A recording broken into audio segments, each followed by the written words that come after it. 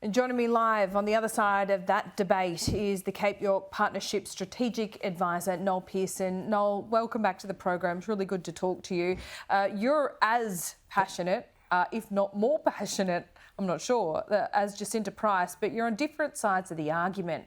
What do you say to that advertising campaign that was launched yesterday?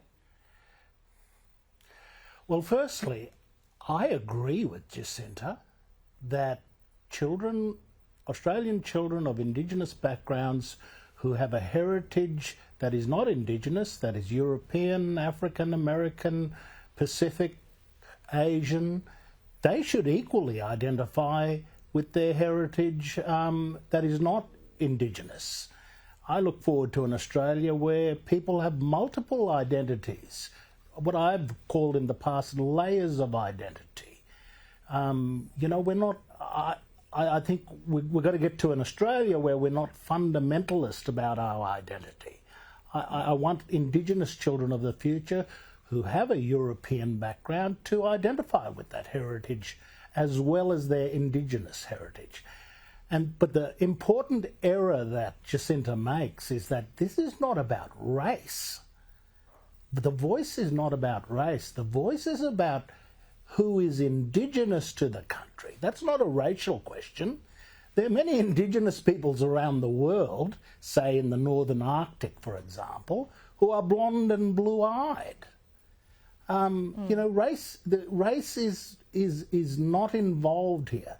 This is about the history of the country and the people who lived here prior to 1788. So a lot of the concerns that Jacinta has about practical conditions on the ground in communities like Alice Springs and in Cape York Peninsula, I passionately share those concerns. And I want to get on top of those problems. I just don't agree with her assumption, very bald assumption, that has come in relatively late in this debate. She's come in relatively late and said the voice is never going to do anything to solve those practical problems. And I absolutely disagree with her on that. Well, let's get into that then, Noel, because I asked this next question conscious that you can't make the perfect enemy of the good, and no one's pretending that the voice is going to solve all these problems we talk about day in, day out, particularly in the Northern Territory. But what do you think the voice will do practically? What will we start to see in the next in the couple of months following a referendum if it's successful, and the years after that? Well, I've met Jacinta twice, and the first time I met her was in relation to the importance of getting reading right, getting education right.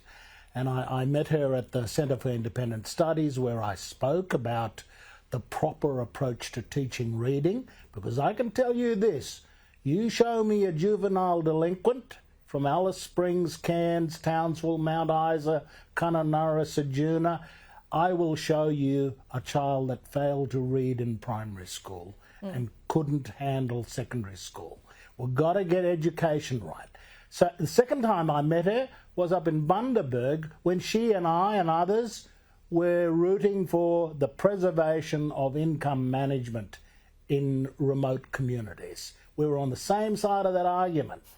Jacinta knows what the story is on the ground. I agree with income management. In fact, I started it.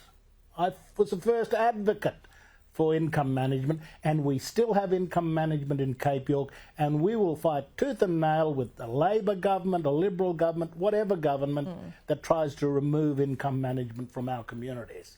So, these are the important measures. Jobs for remote communities. We're not going to do this with welfare.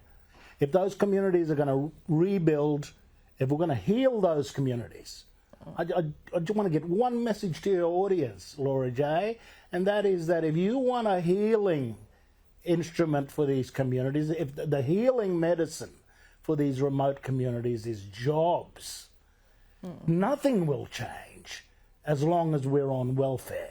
There's two things: get the jobs and get the education right, and let's not just use a word like education, get the reading right.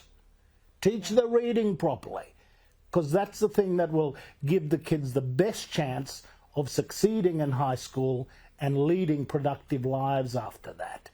The voice, you know, we need a voice in Canberra to push for these policies. And I see the voice, the charter for the voice, I'd really like to see it written in legislation. The charter for the voice is, this is the voice for the children. The voice for the children and for their children. Very clear that this is about starting the hard road of getting it right for the children of the future.